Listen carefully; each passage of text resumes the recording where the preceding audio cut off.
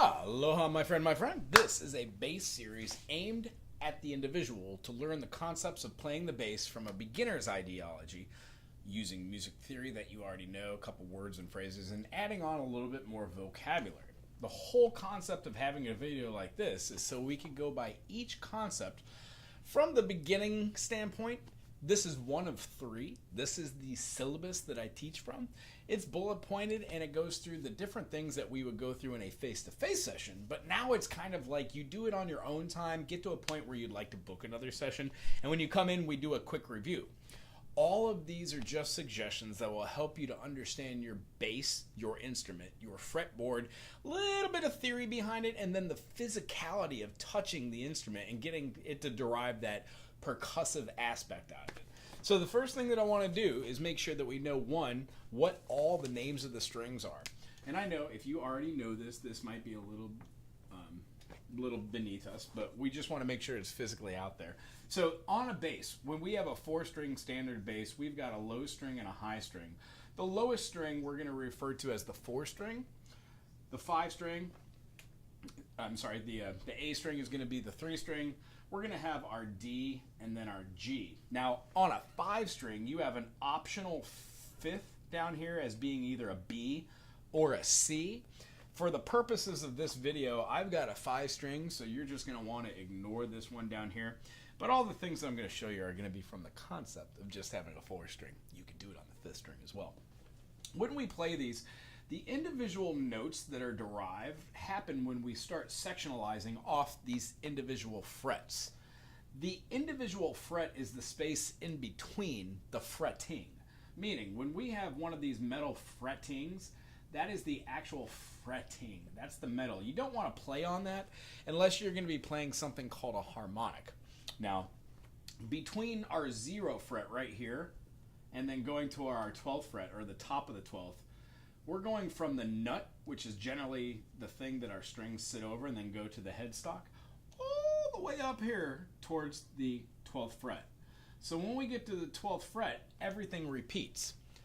That 12th fret is what we would say as an octave. The reason why we talk about it in this fashion is because between the notes of E, we would then go to an E sharp or an F note, then an F sharp, then a G. We'd have a G sharp, an A sharp, we'd have a B. B sharp, just like E sharp, is F. B sharp is C. When we go to the next note, our C sharp, our D would be the 10th fret, our 11th would be the D sharp, and as you can see, we're going to go right back to our E at the 12th fret. So what we've just experienced through the eyes of seeing all these notes are the two different scales that the Western world deals with. What we like to say is we have a root, we've got a 3rd, we've got our 5th. We're also going to move through this idea of seeing a 6th and a 7th. So betwixt that, we're going to have a 2nd. We're going to have what seems to be our 4th, our 5th as we aforementioned, and then our 6th. When we take our 7th, it's going to be the one right before our 12th. So chromatically, looking at this scale, we would have all of the notes, just like when we're talking about chromatic pictures or chromatic views of the light spectrum. We're talking about the wavelengths of photons, which comes either from the sun or from a light bulb. These wavelengths are the same things that we count, or we would define the rattles in our ear, that fluid-filled sac which allows us to feel vibration, thusly allowing us to feel music. These wavelengths are consistent of having a peak, which is the top of the note, and then a trough, which is the bottom of the note. When we play one single note, that is known as a notation or a note. It's a tone. It's a single piece. When we play our finger on the 1st fret of the E string, we are playing the note F. That tone resounds as being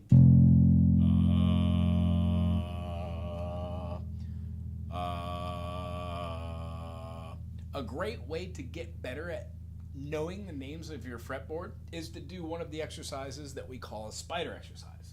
So what I'm going to do is I'm going to put that spider right here, and we're going to talk about that in just a second. And then the other thing that I like to talk about as far as my foundation is called Teeter totters. These two foundational exercises, like all of the ones about to be mentioned, they get our fingers moving on the fretboard and working together. The whole point is to do it over and over and over again. There is no other point besides just getting this note to come out. That's the spider exercises. Exceptionally, if we were to have this as being the E, and then we were to play the G sharp as this note, what we would find, as if I was layering this over, the G sharp itself is a little higher tonally, so it has a higher peak, and it has a lower trough, and it will coincide with this C wavelength. Thusly, whenever you have the peaks and the troughs, you notice that wherever the two wavelengths meet, it founds a foundation of having something called a harmony. A harmony is utilizing two notes at once, simultaneously. When we read this on notation or the staff, it will be done by stacking it rather than playing it from left to right, meaning left to right is a tempo when we read it, and then going up and down is playing together as if they're stacked together. We're going to talk about that here in a little bit. But just between this, the most important ones that we would see here are the E, G sharp, and the B, meaning these three tones, when they correlate together, they give us a really cool sound of having something we call a major chord. The three notes that are chosen from the 12 notes chromatically out of all 12 notes, and then the 13th note repeating. All right, here I'm going to get it with the E.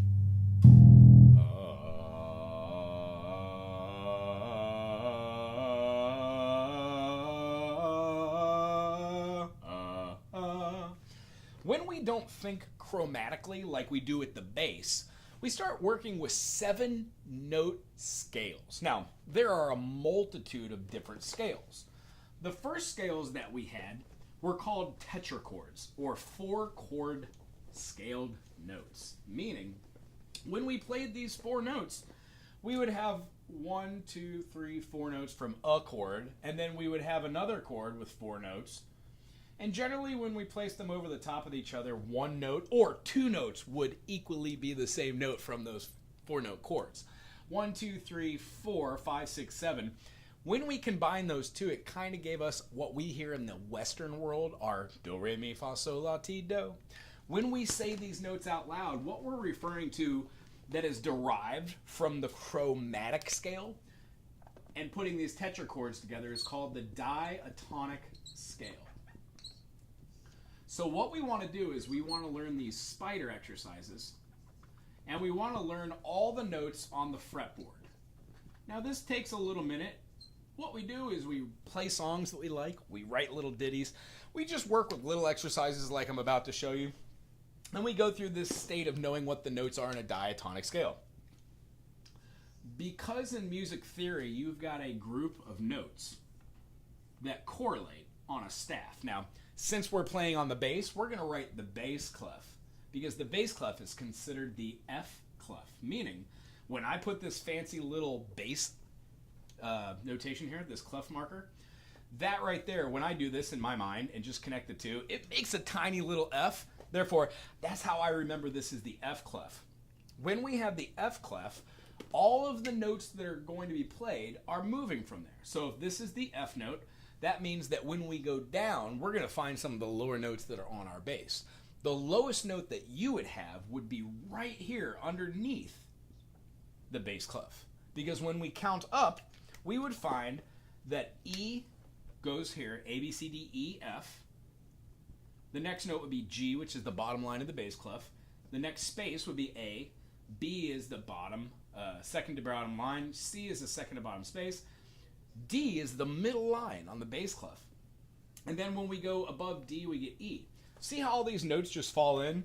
E, F sharp, E, F sharp, G, G sharp, A sharp, B, C, C sharp, D, D sharp, E, E sharp. That would bring us to F. So when we go all the way up, you can see how we're moving through the lines. Here's a very interesting fact. If you've ever seen a piece of music that has a treble clef, which is called the G clef, and then a bass clef, what happens is we fit these two notations together. So when we learn how to use the circle fifths, and we start with C major. C major has no sharps, no flats. So out of all those chromatic notes and out of all those diatonic notes, we can't explain it through chromatic notes because you would of course have all those sharps and flats.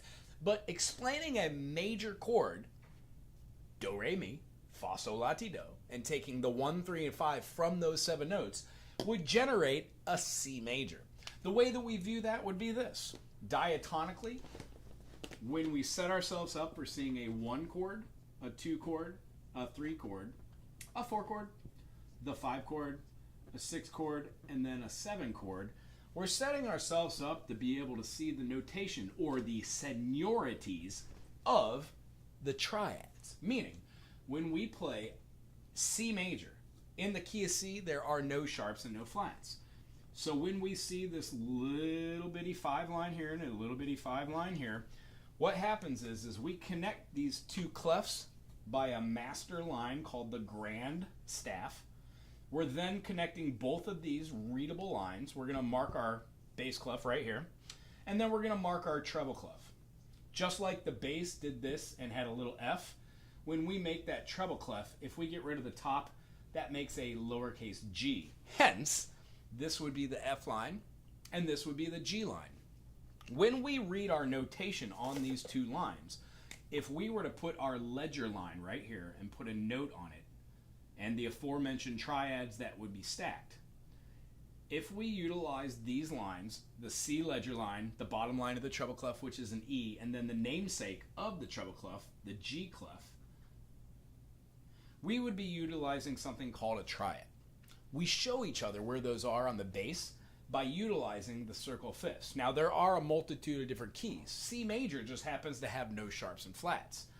When we take that C and that E out of the equation and we build a chord, let's say, from that G note, we have our next key.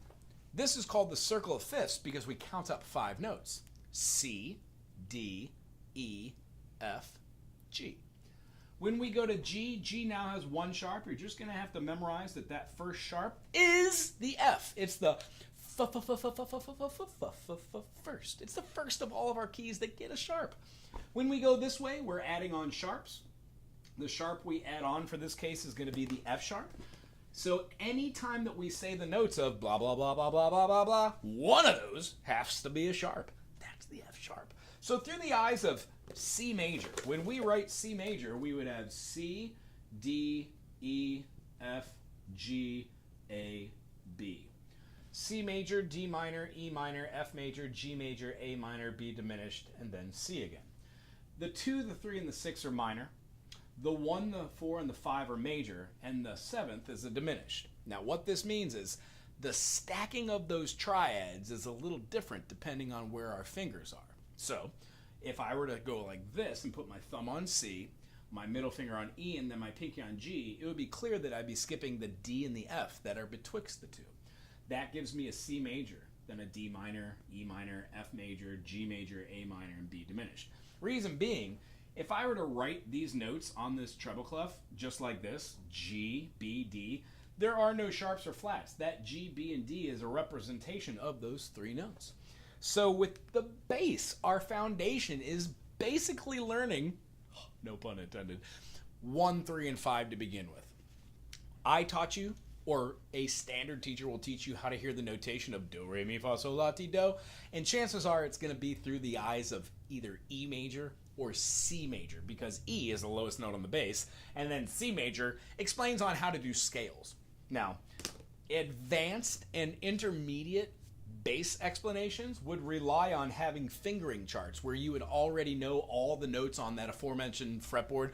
On the A string, you'd be able to go A sharp, or B flat, B, C, C sharp, D, D sharp, E, so on and so forth.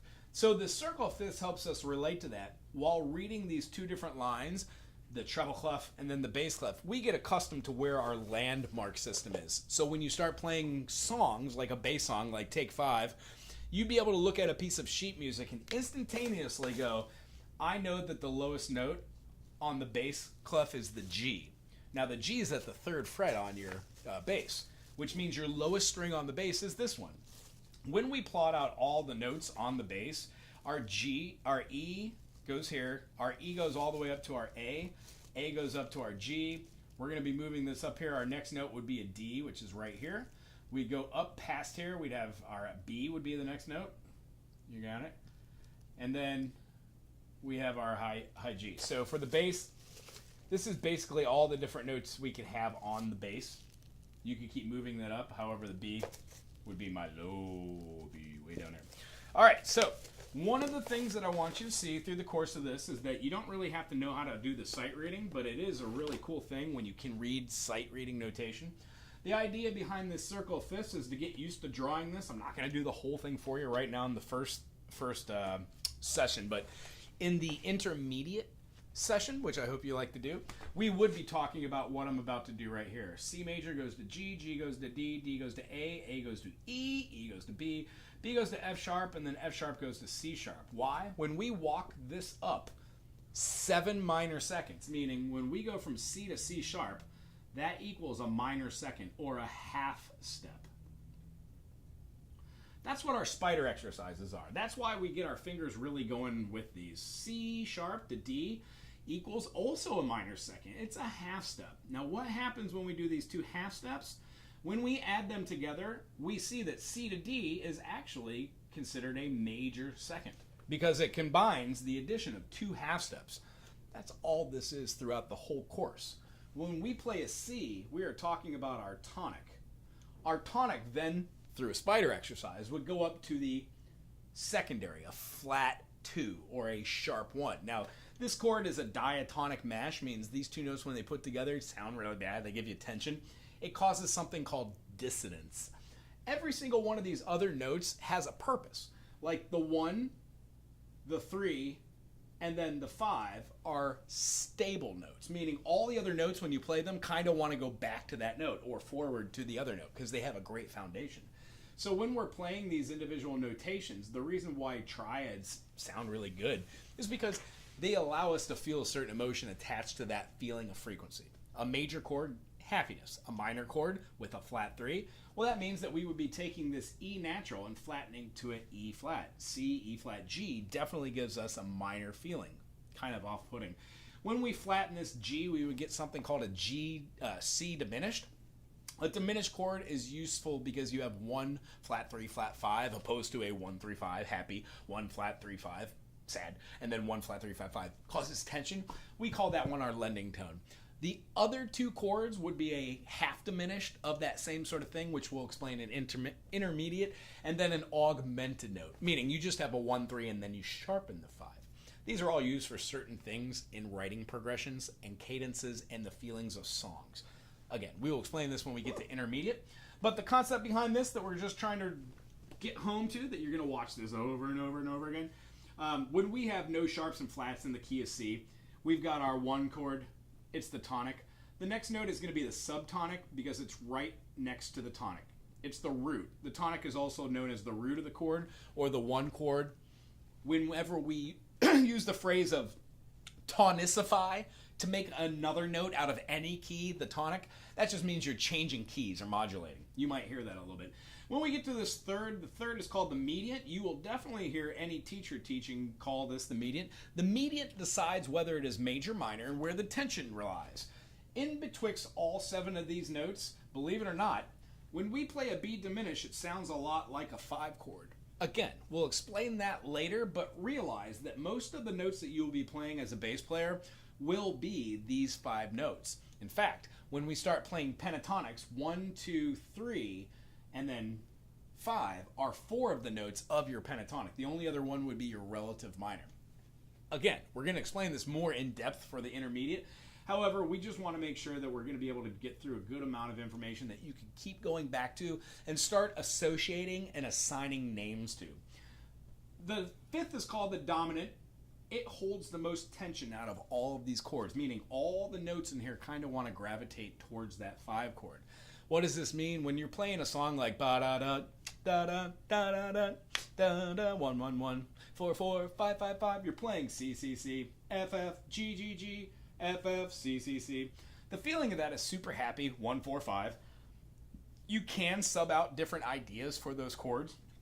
but we keep it very simple as bassists in the beginning. I'm going to show you a little hands-on things with that as well. The next thing we're going to do is here define our sub-mediant. The sub-mediant is a lot like the mediant right here. It has a function to determine where the tension lies. Again, we're going to talk about why that's the sub-mediant in a later session exercise. Keep you kind of looking forward to like part 2 of 3. But the last one is the one that we're going to put a little time into at the end of here. It's called the lending or the leading tone. When we use the lending or the leading tone, this is supposed to cause that tension and allow us to free flow from one chord into another, or use a one note to give a kind of boom, boom that pushes us into the next key. As a bass player, I use a lot of these lending tones to actually push the music and like have it feel like it's falling right into place. So, out of what we were just talking about, these are all of our sharps. That would lead us to know this. Here's the example that I would like to give. When we get rid of just our 1, 2, 3, 4, 5, and we see that C has no sharps, if we wanted to write a song or be aware of where we are on the bass, the concept is you and I learn how to do C. So when we have this C note, move this over just a little bit. So when we have this C note and we start playing these notes like C to C sharp to D, D to D sharp, we're walking our fingers up this bass. Boom, boom, boom, boom, boom, boom, boom. Well, those were our spider exercises, which we're going to go to at the 15-minute mark. So it's what you're going to watch and do with this video. It's something you're going to jump back into and do all the time. So when we're going through the concept of seeing just a 1 and then a 3 and then a 5, we see scales start to emerge. The basic pattern that we see as bassists are derived out of 3 patterns, which also we're going to talk about. That was the C major, C, D, E, F, G, A, B, C, meaning we can play C here with our 3rd finger, play the D open, E with our 2nd finger, F with our 3rd finger, G is open. You can either elect to play your 2nd or your 1st finger, but make sure if you do that, that you play with the corresponding buddy finger. 1 finger and 3 finger work well, or 2 finger and 4 finger. Seeing how we have to go up to the C, I would think to use the 1st finger, and then skip a finger, and then do a half step to resolve.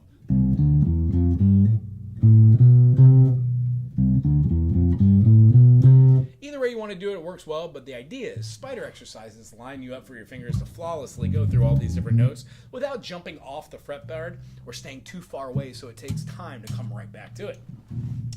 When we go through the process of seeing this as our foundation, we can do it in any key. So if we played C to D to E to F to G to A to B to C, when we move that up, we can play that C, C sharp would be right here. C sharp, D sharp, E sharp, F sharp, G sharp, A sharp, B sharp. So the concept behind this is we would be moving ourselves into all of these scale patterns regardless of knowing the name of the notes. What I want you to do is be able to be comfortable with the feeling of playing these before you try and add on any names. The idea is the names and the function of those will come when you start moving them around the fretboard, because all of the different patterns are the same. So what I like to do is show you just what this does. If I were to go to B, I would put B here, B, C, D, E, F, G, A. Make sure our diminished is there. And then I would just count up. C has none, G has 1, D has 2, A has 3, E has 4, B has 5. So when we do these sharps, we have to layer them on the sharps onto which they actually started being named. The first sharp that goes for G, do you remember? It was the first sharp. That one's going to be our F sharp. Thusly, we need to put the sharp right there before the G. The next key, let's use the circle of fifths. G, A, B, C, D. Cool. Well, D is going to be our next note. We're going to add on the next note that is the note right before D. Well, the note right before D is C, so that needs to be made a sharp. When we keep going around our circle of fifths, what we notice is the note that comes right before our next chord, D, E, F, G, A, that's 5 notes away, D, E, F, G, A, and now A has the sharp right in front of it, G sharp. When we go to E, A, B, C, D, E, 5 notes away again, and then we take the note right before it. The minor second right before it is the one in betwixt D and E. The only thing that we really, really, really need to do is to be able to put something interesting along the lines of this. There is a note between all of these, and the only one that doesn't have a note between all of these would be the B to the C and the E to the F. Therefore, you wouldn't put an E sharp here because the E sharp is the same as an F note. Same thing with a B to a C. A B sharp is a C. A C flat is a B. Enharmonic equivalences is what those are called. So when we're going down here to the E, the note right before the E is the D, and then thusly the note right before the B is the A. You'll see that when we get to the F and the C, we have something weird happen. Yes, E sharp is an F natural. I wouldn't say F sharp, G sharp, A sharp, B, C sharp, D sharp, F, F sharp. I wouldn't say anything twice to you when talking. Therefore, I wouldn't say anything twice when describing the 7 notes of a diatonic scale. This E sharp has to be an E sharp because we wouldn't say F twice. F natural, F sharp. It just wouldn't make sense. You have to use all 7 of those. There are only 7 notes in a diatonic scale, and those are the only 7 notes from the alphabet that we use. Different languages use different notes, like German will use different spellings for the different notes because they do not contain the letters of A, B, C, D, and G the same way we do. Russian music as well. So that's something to look forward to. You get to learn different languages. When we go to all these, the next one would have a B sharp in the key of C because we need to have C sharp, D sharp, E sharp, F sharp, G sharp, A sharp, B sharp, C sharp. We wouldn't say B sharp, B sharp, C sharp, D sharp, E sharp, F sharp, G sharp, and then have B. It just wouldn't make sense. We have to say A sharp. I hope that makes sense. If not, I've got several different circle of fifths out there videos, and you can ask me any questions or just Google it. It'll pop up, I swear. So, going through the eyes of here, if we were playing something in the C major, and we had C, C, C, F, F, G, G, G, F, F, when we move up to B, we get to B. B, B, B, B, E, E, F sharp, E, E, B, B, B. It's the same progression, 1, 1, 1, 4, 4, 5, 5, 5, 4, 4, that it is in the other keys. It just changes the way that our ear vibrates with that different frequency, having it have a frequency which does this, or having a frequency which does this, a little bit faster. The higher in pitch that you get, we call those sharps, and the lower in pitch that you get, we call those flats. Now a sharp, it goes up sharply. These are the sharps on this side, and on this side of the circle fifths, we have flats. Now here's the crux. When we fall flatly, the notes go down in frequency in nature. This side tends to be a little bit darker with the flats. This side tends to be a little bit happier with the sharps. That's just the way music works. So one of the things that I do is I see the 5 rule being applied. Here's another wonderful concept that you should probably remember. When you go up a fifth, let's use the key of B. B, C sharp, D sharp, E, F sharp, G sharp, and A sharp. Those are the 5 sharps in the key of B, right? Last one adding on is here. When we count this, if we were to go up 5 notes, 1, 2, 3, 4, 5, we would of course get our next sharp. Well, if we were to go down 4, we would get the same thing. Why? Because when you go up in a scale, do, re, mi, fa, so, when you go to that fifth, 1, 2, 3, 4, 5, if you go down from the 1, 1, 7, 6, 5, you get the same tonal note. You're just going the opposite direction. So if we were going to show this whole thing through the eyes of C major again, we would be showing that to get our flats, we would go one way, C, D, E, F, G, A, B. If we go up a fifth, it's called a perfect fifth, C to G. If we go down, C, B, A, G. We get the same note, but going backwards, it's a perfect fourth. Going forwards, it's a perfect fifth. Great understanding of this would be able to see how these correlate. On the bass, the reason why I teach it from this method is this is one of the telltale things that we do to play a pretty cool groove. If we were to play a 3, 3, 3, 3, we would be doing the notes of C to a G, C to a G. That feeling that we have there, boom, boom, boom, boom, boom, boom, is bluegrass, rock and roll, country, reggae. It's a multitude of different genres. This is one way that we learn how to do our finger exercises, which are going to be included at the end of this video that you will do each day for 5 minutes until you're comfortable with them and getting ready. And the idea is when we pull down off of this note, we want our finger to play this note on the string down here and pull through to the note that's right below it. Meaning our finger will pull on that string on our plucking hand and fall right back and fall like a bird on a wire sitting on that note. This does two things. One, it mutes the string. And two, it allows you to know where your fingers are going to be next so you can play that. It's a great percussive tool. When we go through the process of seeing these other note increments, we would see that the C to the D is the aforementioned major second. Our D to an E is also a major second. The E to F is one of our half steps, and we're going to call that the minor second. Notice I put a tiny M and then a larger 2. That's how we differentiate between the whole steps and then the half steps, the whole tones or the semitones. The next step from the F to G in the key of C is going to be a major second. We then, here I'll even write this in a different color. We have another major second here from the G to A to B is a major second, and then right here, absolutely, we're going to have another minor second. That minor second is going to get us right back to home base, which is this C. So, this is the construction of a major scale, meaning when you play do, re, mi, fa, sol, la, ti, do, these are the notes in order that you play. The spacings are called intervals. The interval between a C and a C sharp is a minor second. So a minor second plus a minor second equals a major second. The same evaluation happens here. D sharp, minor second. D sharp to E, minor second. So a minor second plus a minor second equals a major second. This is a naturally occurring half step, so that is a minor second or a half step. Major, major, minor, major, major, major, minor brings us all the way back to our C.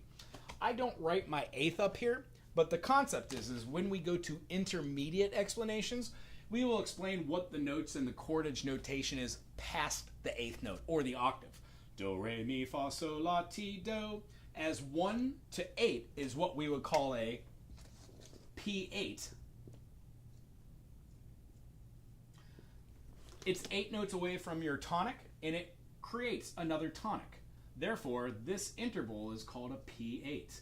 The only perfect unions of those frequencies that sound really good to our ears are the perfect fourth, C to F, perfect fifth, C to G, or the perfect eighth, C to C. When you have multiple octaves, they're called compound octaves or compound eighths. We'll run into this in a little bit more in the intermediate and advanced sessions, so we'll talk about it then. As far as these notations go, each one of these has a bunch of different things that are in betwixt. We will also talk about this in the intermediate, but we want you to know that the names that we talked about, like the root or the tonic, the subtonic, the mediant, the subdominant, the dominant, those are things you will use to explain when you're doing like chordal analysis. Do they help you play in the beginning? Sure, that's why I'm telling you this. This video will always be here for you to recapture the idea of this, and most of this beginning stuff you won't use a lot of, but you will use it when you become a more fluid bass player and it becomes second nature to start using notes. You're going to want to start naming them. So the last thing that I wanted to go through was the right hand that explains how to do this. Go over 2 genres that you'll be able to play and feel a little bit of rhythm with so you could experience that on your own time. And then be able to use this in correlation to what you're going to be doing as far as your daily routine. That being said, a Spider exercises, they utilize our fretboard, meaning if our fretboard has 12 notes, 1, 2, 3, 4, 5, 6, 7, 8, 9, 10, 11, and then 12, we would be able to play our first note on the first fret. I'm just going to draw the one line. F to F sharp to G sharp. Now, if we were to go above this and we were to play the A and then the A sharp, the B, and then the C, we would then have the next 4 to go all the way up to our octave. So our C would go to C sharp, our C sharp would go to D, D sharp, and then we have our E again, right? That completes our whole phrasing, meaning the bass fretboard is in 3 quadrants that we learn. If you do the Spider exercises in one, try them in another. Do them in another, try it in that one as well. The idea is to go through all of our lines and do the same thing. we're going to be taking one finger and playing it on the first fret, second finger on the second fret, third on the third fret, and fourth on the fourth fret. Keeping these fingers on the fretboard, we're going to be playing, if this was a string, our finger would be coming down directly on, here, that's a little finger with a fingernail, a little sheen on there too. Our finger will be coming directly on and pressing down on that string. Rather than taking our finger and then playing it flatly, where we're actually putting it on the side and pressing down the whole thing, this thing is called a barre chord, B-A-R-R-E. It's the French word for our cognitive word bar, like a straight line. Ta-da, barre chord. The other one I just call a pointy note. That's what you're going to want to do here. Put it right down directly on there while keeping those fingers on.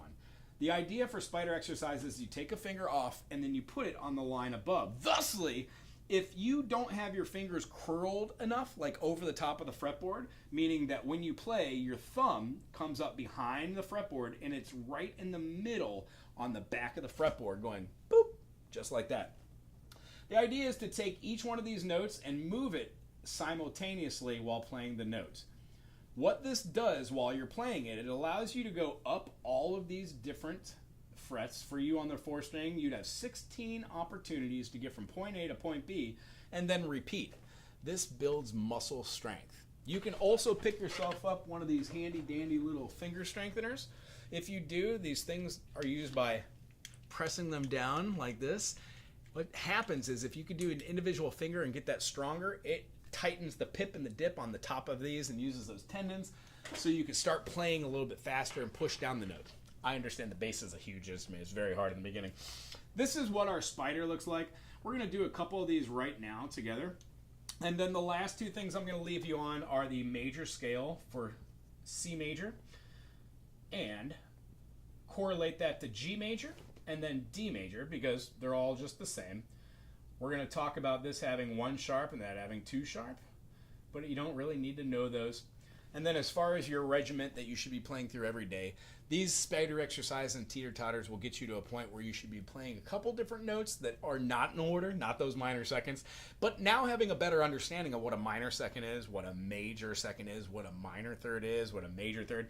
We're going to go through all that in our intermediate course, but this is going to catch you up to where your fingers physically are playing the fretboard. You're getting the notes out of there you want. When you're listening to your own music that you're listening to on the radio, you're starting to be able to determine where these are as all these notes kind of correlate. So if you're playing a song like, let's say, Green Day, and you hear an E, you're like, cool, E must be a chord. What key is E in? E can either be the 1, the 4, or the 5. So find the 3 key signatures that E is a major chord, and then go from there. We'll talk about how to do that in the future. However, today we're just going to end on spider exercise, how to use the scale degree, and then we're going to do 2 genres. The 2 genres we're going to do are going to be blues and then rhythm and blues.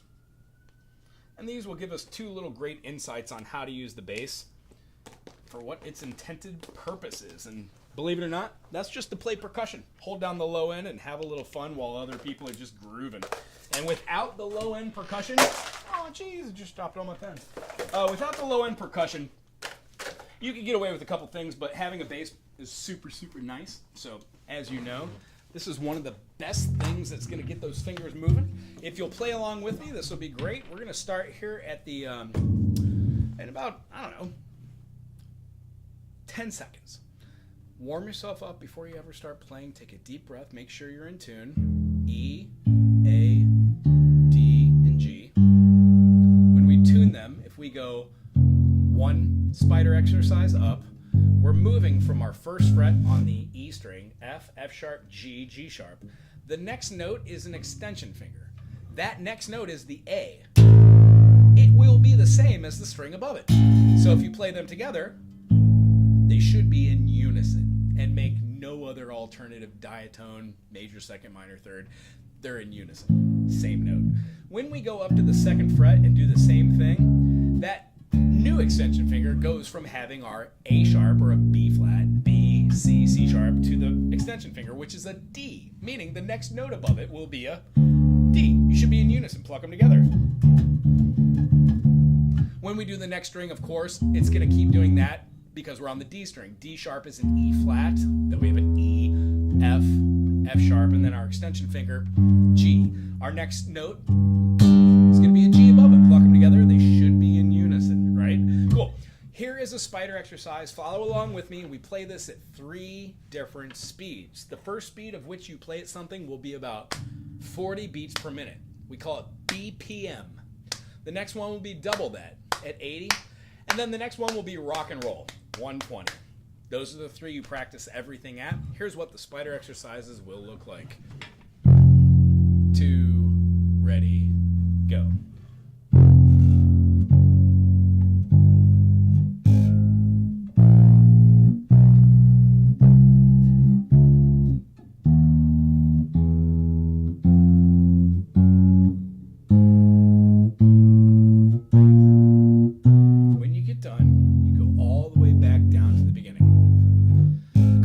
Is to not lift your fingers up off the fretboard where they're sticking all the way out in the middle of nowhere. If you can keep them relatively close to the fretboard, there's less time that you're going to have to go back and put them closer to the fretboard. So when we do this, we're practicing out with nice, loud, full notes to make sure that we're getting that tone. If you hear rattling,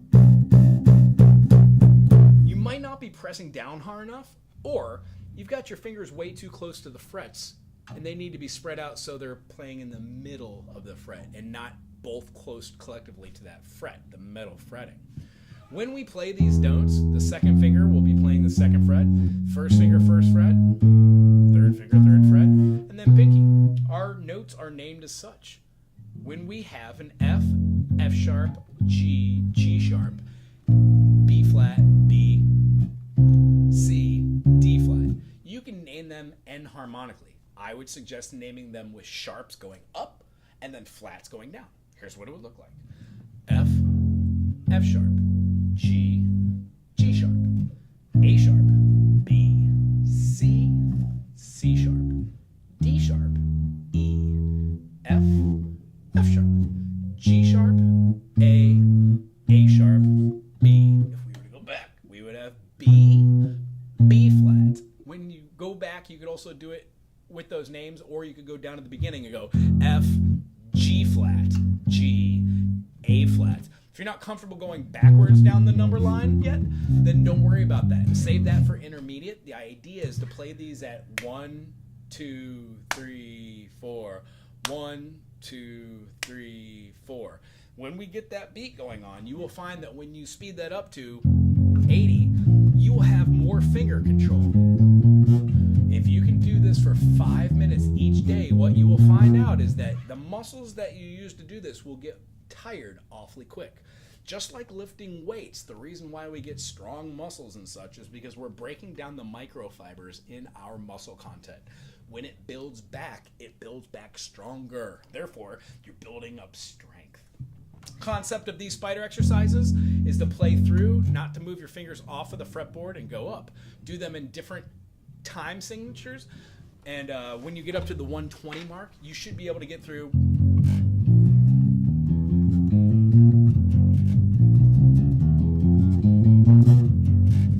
And believe me, this is going to help a lot when you're playing like blues, because you're going to be doing individual notations, which might be a little fast too for like stand-up. But all of this information will translate not only to a stand-up bass, a contrabass, but to the guitar, to the concept of learning music theory for any other instrument. It's about the same with all of the informational that we did here. The physical part, however, is the hardest part. So 3 things I look for and that you should be practicing. Big breaths, sitting up straight, keeping the thumb directly on the back of the fretboard, and then not having the fretboard go like this, not gripping it like this, and then not wrapping that thumb above it right now. Just putting it directly in the back, keeping it super straight. When we do that and we have our elbow floating, you'll notice that when you move your head over this way, you will dig the elbow into your stomach. Don't do that. If need be, look into a mirror while you're doing your spider exercises. Do them for 5 minutes in the morning, 5 minutes at night, or if you have time, try them whenever. The idea behind the 5 minutes thing is you don't need much more than that just to get through the preface of this. When we go through the concept of working our spider exercises, the next thing that you will notice is you will understand and you will know more about where the notes are on the fretboard. So when we say play a G sharp, you can say, oh, I know where the G is. That's a G sharp. When you say play a B and an E, you would know that the B is located on the A string. the 2nd fret, and then the E is on the D string of the 2nd fret. Thusly, that is a E major chord, 1, 3, 5. When we remove the sharp on the G, we get a G natural, giving us a E minor. You will notice that these shapes will move on the bass. Therefore, the second thing that I teach are called Teeter totters. Spider exercises get our fingers nice and strong. Teeter totters allow us to see a shape of a chord and play it with 2 different fingering groups. Any fingering group you have that has 1, 2, and 3 fingers can also be played with 1 and 2, if you're a rock star, 1 and 2. But we would also switch our fingering group masses from our 1, 2, and 3 to our 2, 3, and 4, including the pinky now. When we do that, it allows us to slide this shape up anywhere and then correlate it with a bar chord, the aforementioned B-A-R-R-E. These notes from this chord correlate with our 1, 2, 3, 4, 5, 6, 7. The last thing I want to leave you on, besides the spider exercises, and then being able to see your E major, moving it up for an F major, F sharp, G, G sharp, A, so on and so forth, with the fretboard recognition, would be able to call those out as being sharp chords or flat chords. Chordage is just 3 notes, always. If you have 2 notes, it's a harmony. 3 notes becomes 2 harmonies, a major third and a minor third that make the tone of a major chord. When we flip those intervals of a minor third to a major third, we get a minor. They just flippity-flop. That aforementioned diminished, yeah, we'll have a 1, flat 3, flat 5, and then that aforementioned augmented will have a 1, 3, and a 5, and our 5 moves up. It gives us a little funky tension chord. We'll talk more about that in intermediate, as we were talking about. But the bee's knees of this video and the rest of your beginner to intermediate training relies on you being able to go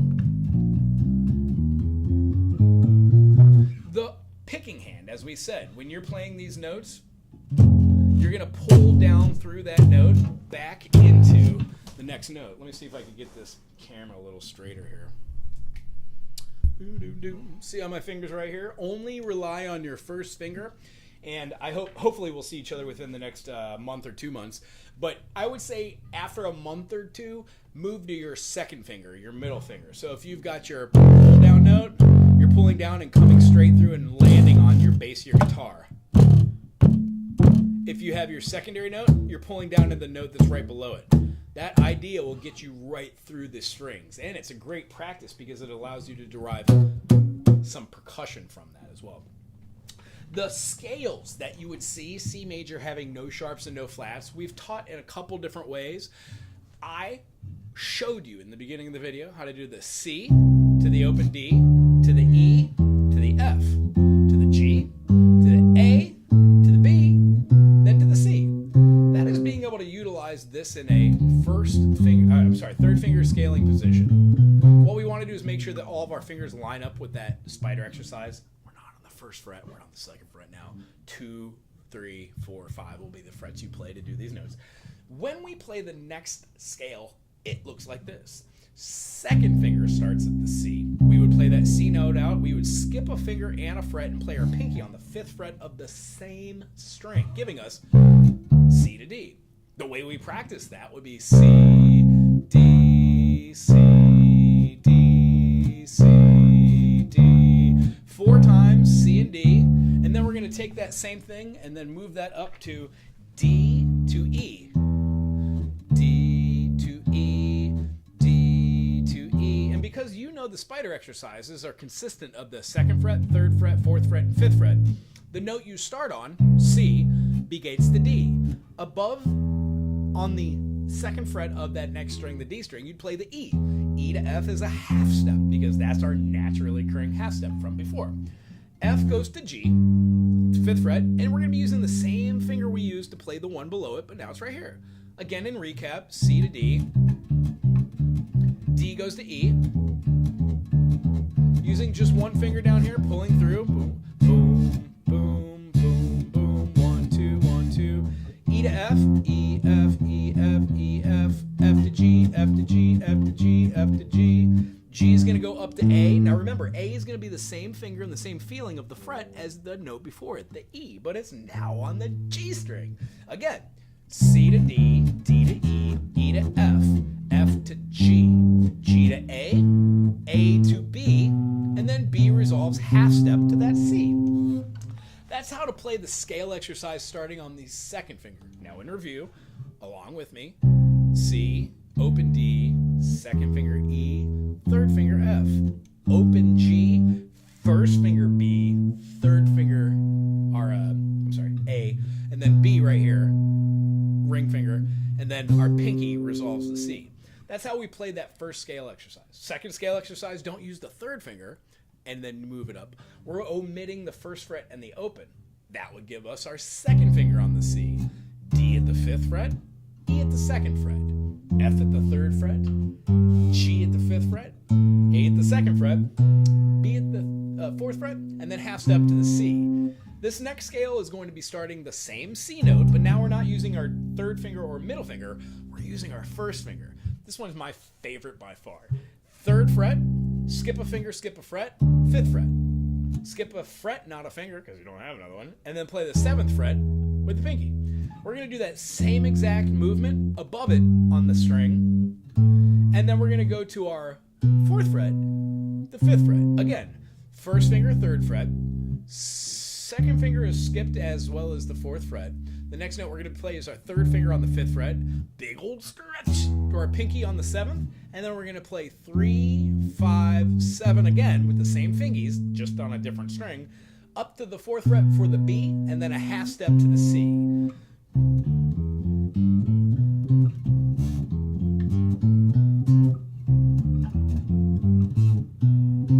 All three of those scales are things that we practice daily.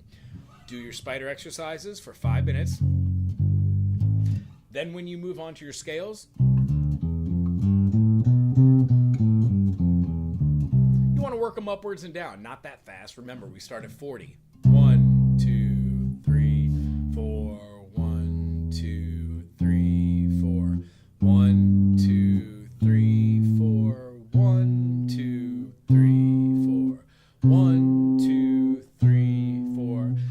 I find it important to go ascending first, but you don't always have to do ascending. You can do descending as well. And don't get me wrong, these scales don't need to be done in order linearly. They can be done like a 1, 5, 2, 3, 2, 4, 1, 4. When we do scales outside of our 1, 2, 3, 4, 5, 6, 7, we find that melodies start being created. So my foundation starts off with being able to play notes and get your fingers strong on both hands, incorporate a second finger to start doing the same thing that the first finger did, but you take some of the burden off of this first finger and make these players work a little harder. The next thing we do is incorporate those scales. If C, D, E, F, G, A, B, and C is a C, D, E, F, G, A, B, C, when moving it up to a C sharp, D sharp, E sharp, F sharp, G sharp, A sharp, B sharp, C sharp, D, E, F sharp, G, A, B, C sharp, D, it doesn't matter what the notes names are. These scales are always going to be the same pattern. So you learn these patterns, and no matter where you play them on the fretboard, they're always going to be able to make those intervals for you.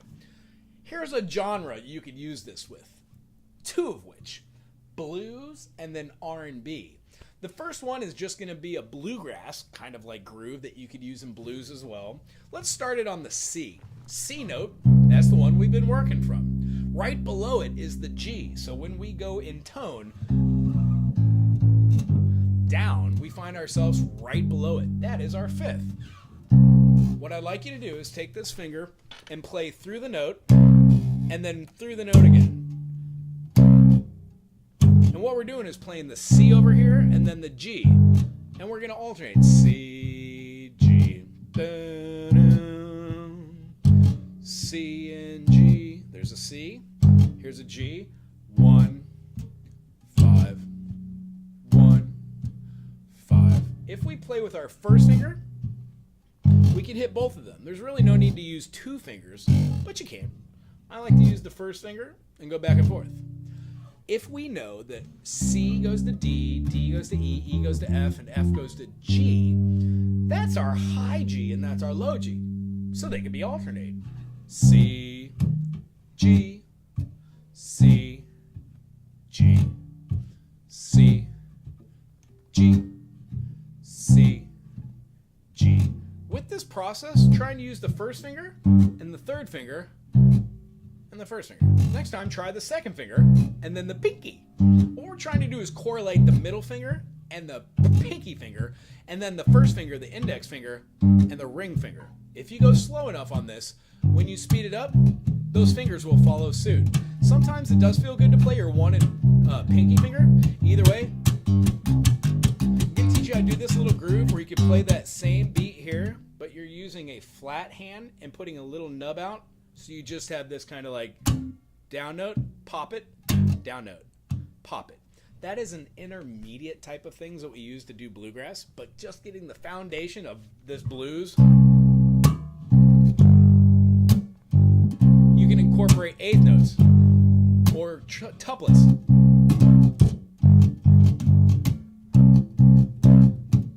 Or 16th notes. That kind of turns into like reggae. Boom, boom, boom. While somebody's subdividing those 16ths, you can do those 16th note patterns. So, getting to a close here, what we're talking about is the concept between the two. When playing through a note on this hand, you can do your C to your G, C to your G, C to your G. Do you have a card? I do, they're right here.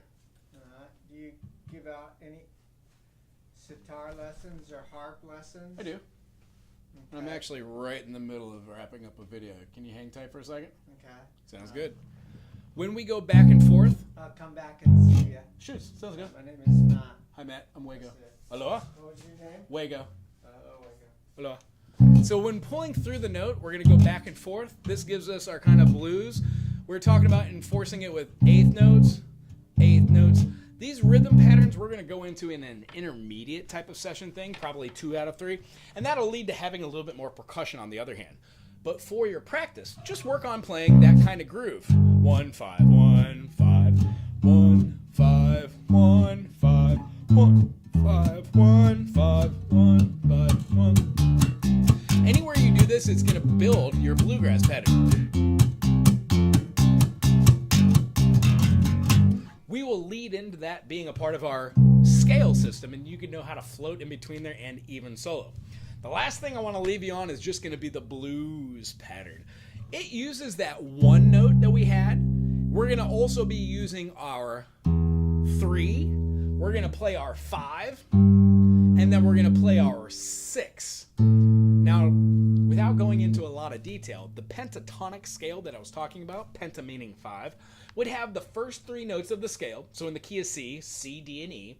We're not going to play that F at all. We're going to play the G, and then we're going to use the 6. 1, 2, 3, 5, and 6. So we would have a C note as our 1. We would have the 2 note would be our D.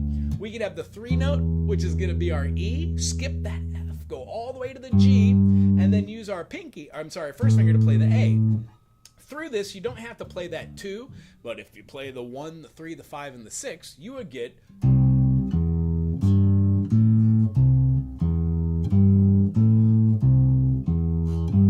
See how it could be any blues groove?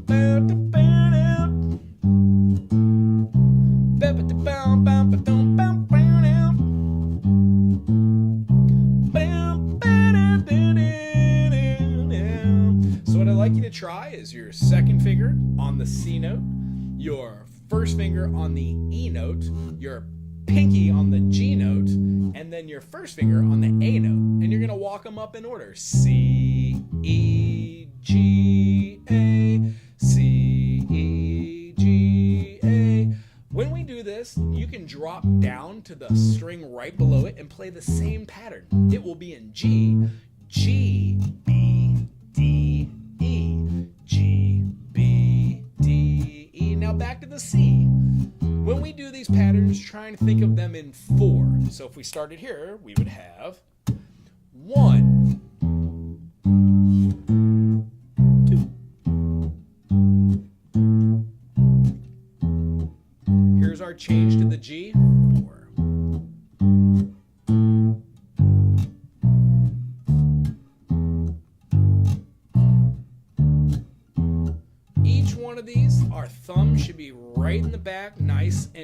straight. Back to the C. Remember, when you do this, you're going to be pulling through your finger and landing on the string right behind it. This time, let's go up a whole step from the C. C, C sharp, D. Same pattern using the second finger.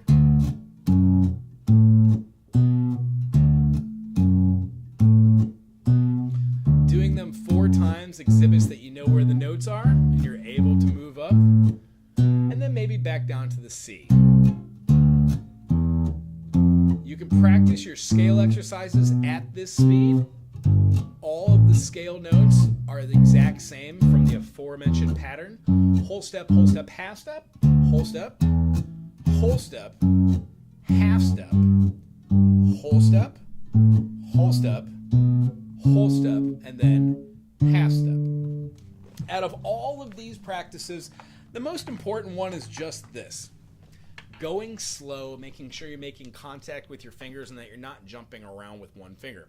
The process of pulling that one note and then alternating to a second note helps us when we start walking the bass, utilizing a function of just feeling, doing that on our strings.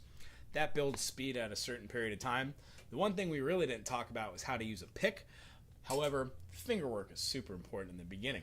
I do hope you enjoyed this video and that it covered enough of the topics that would get you geared to understanding what's happening physically with the bass and then what's happening with the actual notation of it. I know that this seems like a little bit lot with the notes and the names, but here's the really best part of the whole thing. You do not need to know any of these names. You really just need to know how to play those spider exercises in the beginning. Don't get overwhelmed by the fact that notes tend to feel a little bit weird. Chords are based off of notes being played together, and eventually you just play enough times and clock enough time playing the actual instrument that it just starts making a little bit more sense here and there. The things that we covered today were how to play a major, C, E, G. The next note that we would have played in that sequence would have been part of the pentatonic. When we went to our other notes, like our G, we had our G. The third of G is the B. The fifth is the D, and then its relative minor is the E. And then the last chord we did was a D. Its note for the third would be an F sharp, and then we would have an A at the fifth, and its minor sixth is the B. The thing that we should be looking for out of playing these is that these notes in this order are pretty much all the notes in all music for a bass player. We utilize these notes and we learn when to use them and when not to use them.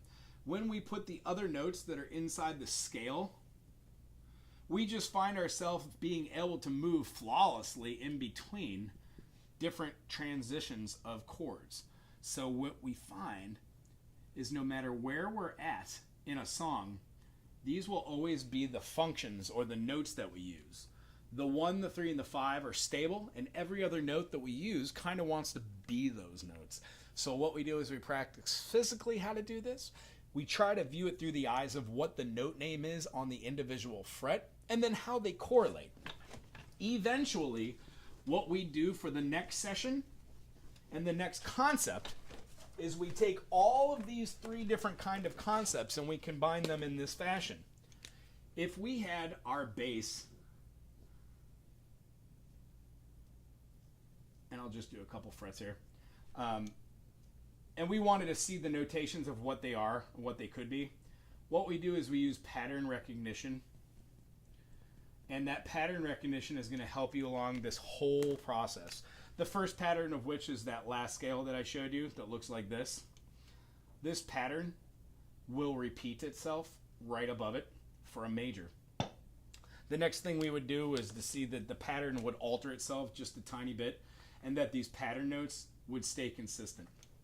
So when we're playing these notes and these notes, the next notes that would correlate out of this look exactly the same. We would have our first pattern again. There's our second pattern. And then that's our second pattern again. So a scale that's a major scale would look like this. That's what I view in my brain when I'm trying to get through a scale pattern. There is one more type of scale pattern that we use, and if we had more frets, it would look like this. Notice how this has the half step, then the whole step. This has the whole step, then the half step. Well, these patterns are things that we look for on the fretboard. When we change this from a major to a minor, we would use this in lieu of, we would actually use this in lieu of that in the beginning, meaning we would have a minor third and a minor sixth. Do you see how this pattern is that pattern right there? This is our half step, and this is our whole step. So what happens is it would alter all the other patterns. We would move this and put it right here, and we would have our new pattern. Boom, boom, boom. Actually, boom, boom, boom. So that is the intermediate portion of what this is. I'm going to leave you on that just so you could ponder that. However, what would be the expected is to watch this video, check out the timestamps, jump to and from the ideas that make sense and the ideas that do not make sense. After a while, keep playing the practice exercises, the spider exercises, the teeter totters of the chords. View the channel and then check out any bass related material, and then jump back whenever you're ready for a session. This will be the next thing that we would talk about. And the next thing we talk about after that is how to hear different tones and play different genres. Maybe we'll play a little heavy metal, or we'll play some reggae or some pop music. But the idea is being able to take these notes of the C, D, C, D, E, F, G, A, B, C. I never write that eighth. And then being able to take this and say, oh, this is a major scale. 1, 2, 3, 4, 5, 6, 7. When you know how to play do, re, mi, fa, sol, la, ti, do, re, mi, fa, sol, la, ti, do, then we view these chords as having seniority. How do you make your chords fit in with what the rest of the band is doing? That's the real crux. Most of the time is we just take this unit and then we flatten that. So to get a minor out of this, we'd have 1, 2, flat 3, 4, 5, flat 6, and then flat 7. So rather than having C, D, E, we would have C, D, E flat, F, G, A flat, B flat, and then C again. Alternately, I know you know where we're going with this. Do, re, mi, fa, sol, la, ti, do. Do, re, mi, fa, sol, li, la, ta, do. Da, da, da, da, da, da, da, da. Happy. Da, da, da, da, da, da, da, da. Sad, melancholy. That's an intermediate when we work on tonality. Just for the beginning of what we're doing right now, enjoy these, go slow, because remember, you only get to be a beginner at something once. So start slow, get the right fingerings down, and when you do, the sky's the limit. I'm so super excited to see what your progress is. Give me a buzz when you're ready to start rocking and or rolling. We could do a recap either via this in Zoom or FaceTime, I think it's called, or we could do face-to-face since you're local. Anyway, I really enjoyed meeting you. Till next time, aloha.